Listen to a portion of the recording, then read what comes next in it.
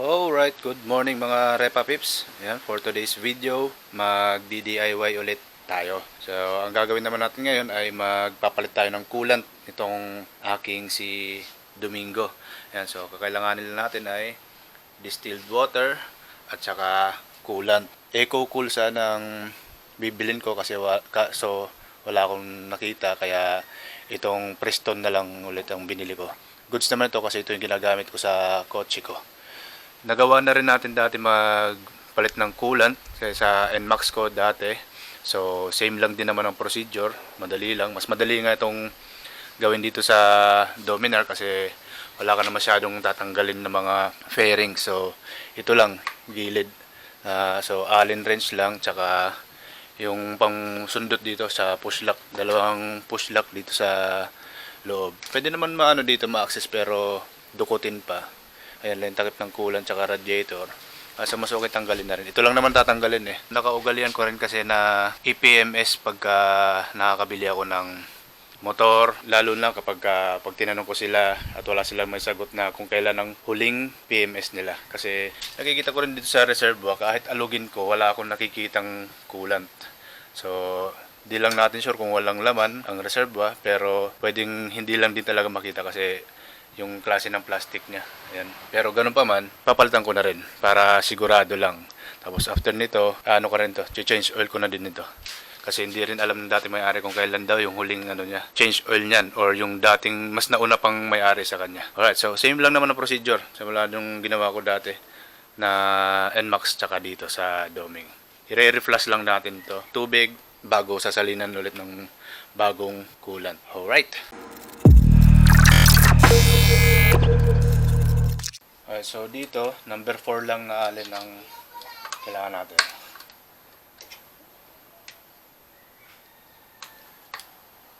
Number 4. Haba pala ng tornilyo nito.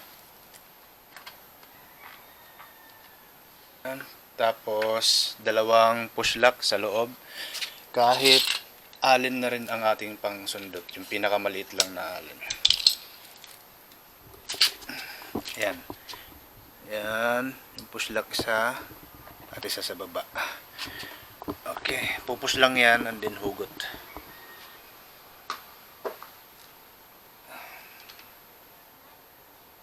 Yan.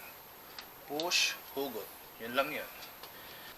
So ayan. Kita na kaagad yung mga takip ng coolant at saka radiator. Ito yung reservoir niya. Hindi ko makita kung may laman o wala. Pero kahit kasi alugin, wala akong nakikita. Pero kahit meron yan, papalitan pa rin natin. Alright, so simulan na natin. So una lang natin gagawin, tanggalin muna natin tong takip ng radiator. Ayan. Minsan pagka unang beses mo tatanggalin siya, medyo matigas siya, stuck siya, pwede mo siyang gamitan ng tela or rubber na ipapatong dito para mapihit nyo siya. At kung sobrang tigas naman at mahihirapan kayo, pwede nyo tanggalin ito para mas mabilis nyo may-open. Pero ako, ginamitan ko lang ng tela. Okay na. So, tanggalin lang natin to. Ayan. At saka natin bubuksan yung drain plug ng radiator para drain natin or ma-flush yung coolant na nandito sa loob ng radiator. So gagamit lang tayo ng 8mm na close range or open range, kahit kahit socket range, basta size 8mm. So ayan. Ang pihit ay pakanan or clockwise. Yan.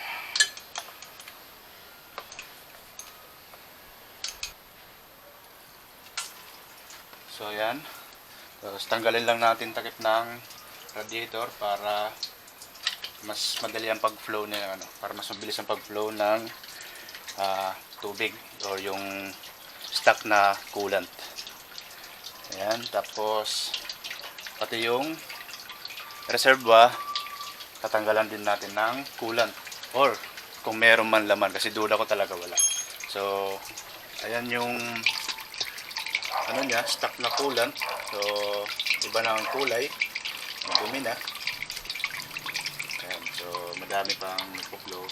So next natin itong reservoir naman, check natin kung meron ng laman o may lalabas.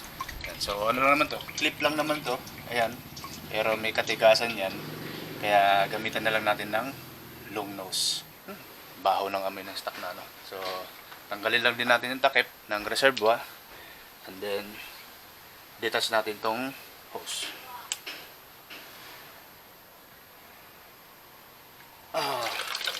Ayun, so may laman naman. Ayun. So kaya pala hindi makikita kasi punong-puno. Ayan. Ngayon nakikita na. Sobrang punong-puno pala. So nandito sa taas. Kaya hindi natin nakita. Pero iba na din talaga ang kulay. Tsaka ang baho niya. Ang baho ng amoy. Tignan yan. So apaw pala ang ano nito. Kulang sa reservoir.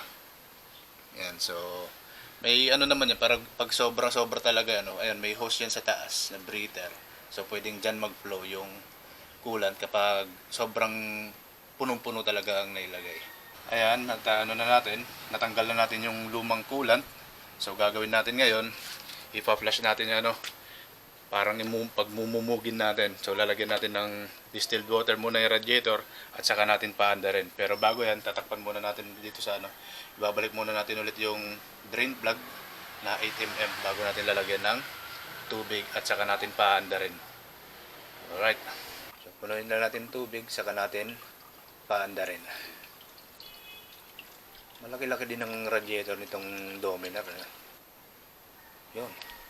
Halos ng kalahati yung ano, 1.5. So, ngayon, on natin. So, ngayon, on lang natin ng 3 minutes. Pwede na yun para mag-circulate lang yung tubig sa loob ng radiator at malinis na yung loob. Okay.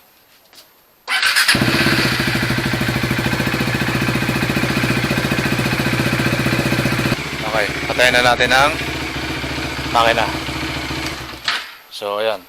After ng 2 to 3 minutes na pinandar natin yung makina, hayaan muna natin lumamig bago tanggalin yung drain plug ulit kasi mainit pa yan. Baka mapaso tayo. So palamigin lang muna natin at saka natin i-drain ulit ang tubig. Tapos after natin i-drain, isang beses pa ulit. Lalagyan ulit natin ng tubig and then after ng pangalawang beses na pag-reflush ng tubig, doon natin titingnan kung madumi pa ba or kung madumi pa, ulitin natin pangatlong beses pero pagka malinaw naman na, okay na yung dalawang beses na pag-reflush. Alright, so after natin mapalamig yung makina, saka natin i-drain na ulit yung tubig. Yan. Pakita ko lang yung lumalabas na dumi sa natulog galing dito sa reservoir. So kailangan talaga siyang linisin. Alright, so tanggalin ulit natin yung drain plug ng coolant sa radiator at i-drain natin yung tubig.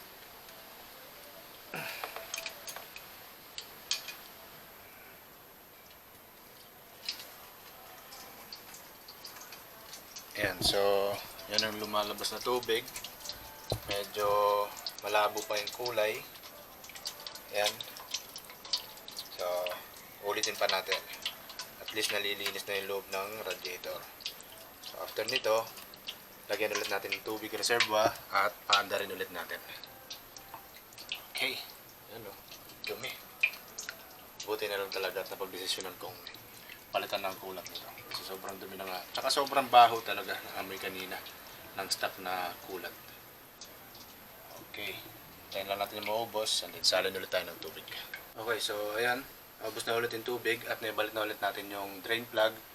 Ayan, sa sobrang dumi. Ayan. Mukhang magpapangatlong tayo. Reflush nito. Para as in malinis natin na maayos yung radiator. So salin ulit ako ng tubig. Pangalawa tapos paandarin ulit natin.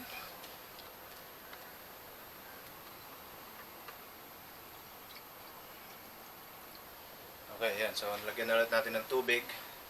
At bubuhayin ulit natin ang makina ng paandarin natin ng 2 to 3 minutes ulit.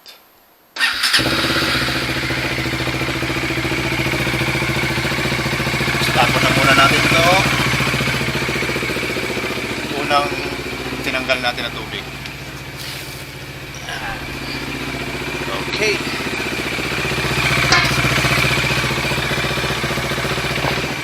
O, hintayin lang natin. 2 to 3 minutes ulit. Tapos patayin ulit natin, de-drain ulit natin yung tubig. Alright, so Pinapalamig na ulit natin yung makina. So, didrain ulit natin yung tubig. So, pangalawa na to Pangalawang reflush na to ng tubig. Sana naman ay medyo malinaw na.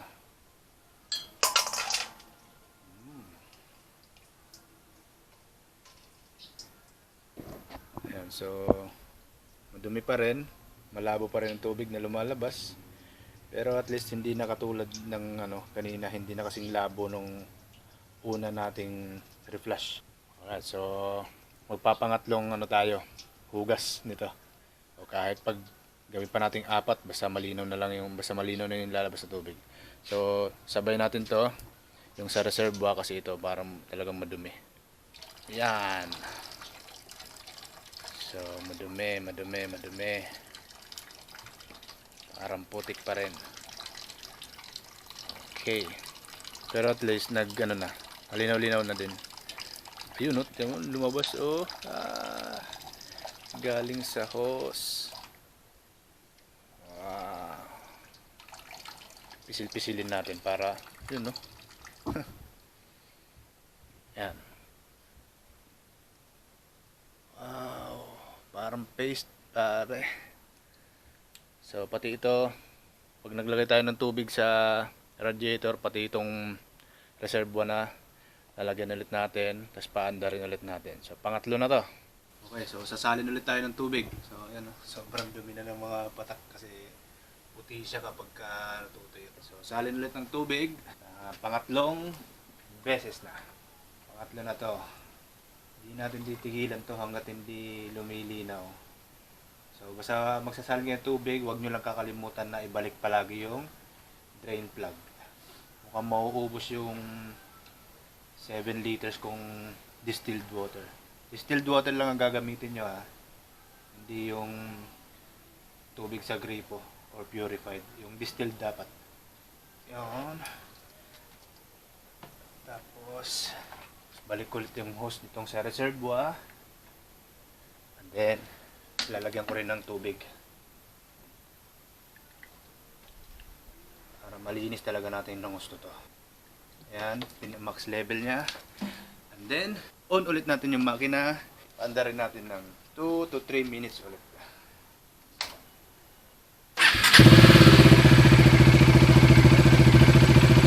Patay na natin yung makina. Tapos na ulit natin siya paandarin ng 3 minuto. Natapon na rin natin yung pangalawang tubig na nire-flush natin. So itong palamigin nila ulit natin, tapos di-drain natin yung pangatlong tubig na nilagay natin. Tingnan natin kung luminaw na. Kung hindi pa, wala tayong magagawa. Ubusin natin to tubig na to para malinis lang natin ang gusto itong radiator natin. So palamig na ulit natin ang makina. Drain ulit natin, pangatlo na ito. Kaya dapat at sana malinaw ng lalabas. Yun ang sinasabi. Yan. Clear na siya yung lumalabas na tubig. Buti naman. At hindi na tayo abot sa apat na beses na pag reflush. Okay. Kala ko ubusin na natin yung 7 liters na distilled water. Ayos na. Pero nito, sasalinan na natin ng coolant. Yan, Prestone. Alright. Wala na natulo. Pero ituwid lang natin ang motor at may lalabas pa yan ng konti. Yan. Hayaan ko na lang muna na naka-open ng ilan pang minuto para drain talaga ng gusto bago natin salinan ng bagong coolant. Yung radiator at saka yung reservoir. Alright, so yun. Wala naman na rin na tulo na. Gagawin natin yun, babalik na natin yung drain plug. Tapos mamaya itong sa hose din ng reservoir. And then magsasalin na tayo ng coolant. Alright, so balik lang natin to. Yan. Siguraduhin lang natin na mahigpitan natin siya na maayos para walang tagas. Siguraduhin nyo lang din na kasama yung washer pagka ibalik nyo na yung drain plug. Yan. Okay, tapos ito naman na hose, babalik na rin natin.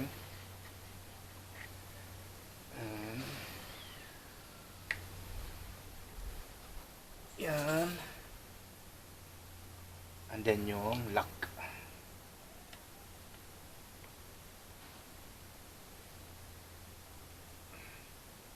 Yan. Tapos itago lang natin sa likod yung lock.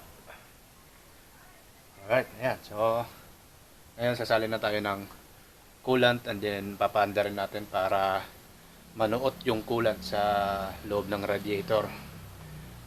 Makikita natin yan, bubula-bula yan kasi pagka lagyan natin ng mapupuno yan and then bubula pa yan, lalo na pagka pinaandar natin yung makina at ire-rev din natin para talagang manuot yung coolant sa bawat space sa loob ng radiator. So ulit, ang gamit natin ay ready to use na Prestone.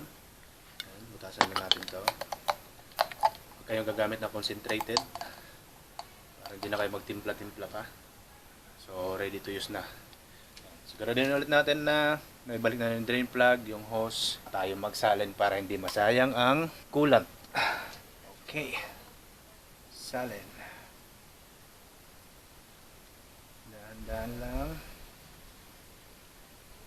Yung EcoCool, maganda din yun coolant. Tsaka mas mura yun. Pero yun nga lang, di tayo nakakita. Hindi ko na ginamit yung tira ko dyan. Meron pa naman ako tirang konti dyan. Yun ang sinalin ko sa Honda Click. Dahan-dahan lang para hindi maapaw at hindi masayang ating coolant. Makalaki pala ng radiator nito talaga. Matitira pa kaya sa para sa reservoir. Konti pa. Mukhang konti na lang natira. Mukhang bibili pa ako ng maliit pa na coolant para sa reservoir. Ayan, so ayan. Ayan siya. So puno siya. Pero paanda rin natin para sumiksik yung coolant sa loob.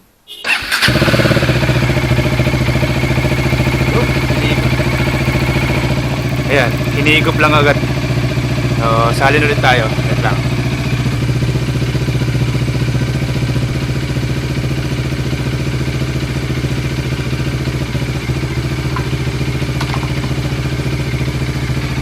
Alright, yan. Puno na ulit. So, rev lang natin. Yan, bumubula. At pumapasok pa yung coolant.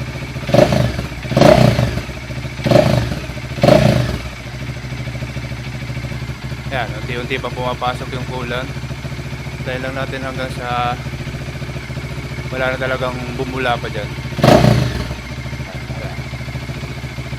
Salinan pa natin.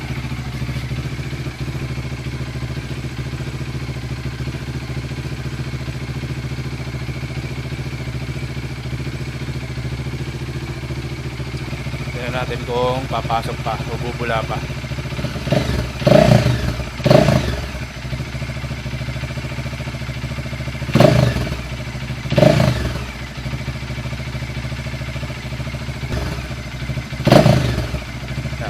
Bula-bula pa ng konti.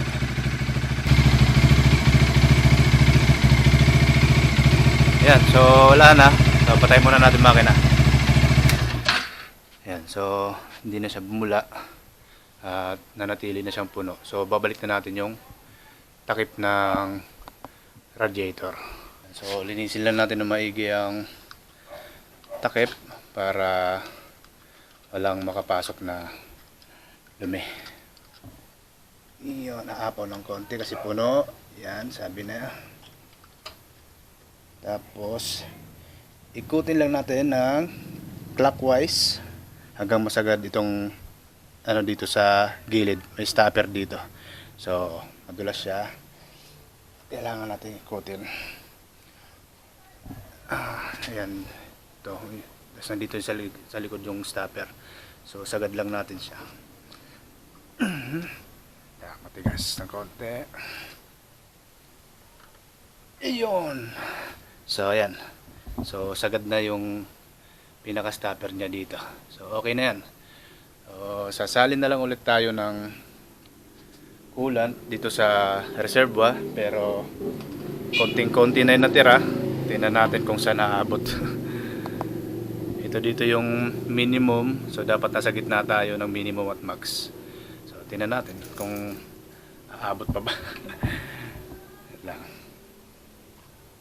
Kung hindi, na magagawa, bibili pa tayo ng kahit yung maliit lang nito. So ayun nga, kinulang nga tayo. Hindi pa umabot dito sa ano, hindi pa nga nakikita yung kulang to. So, lalabas na muna ako para bumili pa ng coolant. Pero hindi na natin i-video yun kasi pagbalik ko, sasalinan ko na lang. Ano, wala, hindi pa nakita yung coolant sa reservoir. Kaya bili muna tayo. Pero dito ko na rin tatapusin yung video na to kasi masyado nang humaba kasi nakailang beses tayo mag reflush. Kaya sinigurado kasi natin na malinis talaga yung radiator natin bago tayo nagsalin ng coolant. Alright, so ayan. Next ko naman gagawin dito ay change oil ko naman pagka may extra budget na. Okay, so ayan, dito ko na lang tatapusin tong video na to. Salamat ulit guys sa panonood, pagsama sa aking pagdi-DIY dito sa pagpalit ng coolant. So hanggang sa susunod ulit na video. So ingat tayo palagi, ares tayo palagi, and God bless.